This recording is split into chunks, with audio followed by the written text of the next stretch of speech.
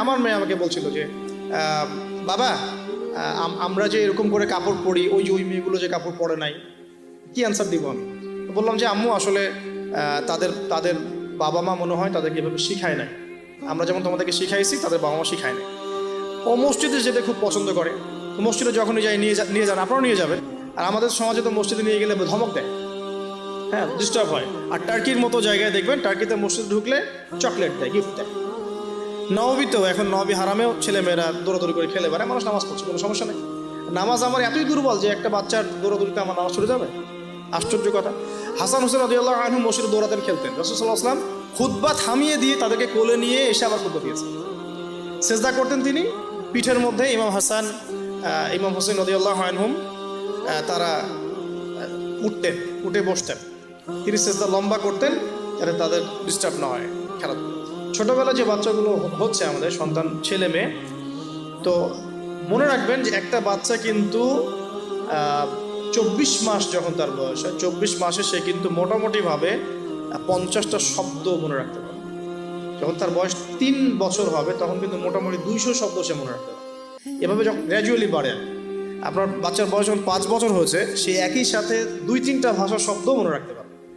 ঠিক আছে, 5 বছর বয়সে বা 6 বছর বয়সে একটা বাচ্চা কিন্তু প্রায় 1500 থেকে 2000, কোনো কোনো ক্ষেত্রে 2500 শব্দ পর্যন্ত তার মাথায় মেমোরাইজ করতে পারে ছোটবেলায়। এখন আমরা ওই সময়টাতে কি করছি? আমরা ওই সময় বাচ্চা কাচ্চাগুলোকে শেখাই হাট্টিমা টিম শেখাই, ওই যে মাঠে পাড়ে ডিম শেখাই, Jack and Jill, went up the hill, এগুলো শেখাই, হামফ্রি টামফ্রি স্যাটার্ন ওয়াল, এগুলো শেখাই। এগুলো শিখে ওদের মাথার যে কি বলবো, যে উর্বর যে একটা মস্তিষ্ক আমরা নষ্ট করে ফেলি। ইভেন মারা বাচ্চাদেরকে ঘুম পাড়ায়, হিন্দি সং বলে ঘুম পাড়াচ্ছে, হ্যাঁ, হয়তো যে খোকা ঘুমালো, পাড়া জুড়ালো, বর্গি এলো দেশে, এগুলো বলে ঘুম পাড়াচ্ছে। এখানে সূরা পড়ে আপনি ঘুম পাড়াতে পারতেন। আপনি এখানে কিন্তু কি বলবো, কোরআন তেলাওয়াত করতে করতে ঘুম পাড়াতে পারতেন, বা ইসলামিক যদি কিছু বলতেই হতো ইসলামিক কোনো নাশিদ বলে ঘুম পাড়াতে পারতেন। সব জায়গায় লক্ষ্য করতে হবে বাচ্চার কানে আমি কি দিচ্ছি। বাচ্চা হয়তো বলতে পারছে না কথা, তখন কিন্তু বাচ্চা শুনতে পারে, বাচ্চা বুঝতে পারে। বাচ্চা আপনাকে দেখে, পরিচিত ফেস দেখে বাচ্চা হাসে কেন? কারণ সে বুঝতে পারে, সে চিনতে পারে যে হ্যাঁ, তিনি আমার কাছের কেউ। মাকে কেমন করে বাচ্চা চেনে? কিভাবে মায়ের গায়ের গন্ধে বাচ্চার কান্না থেমে যায়?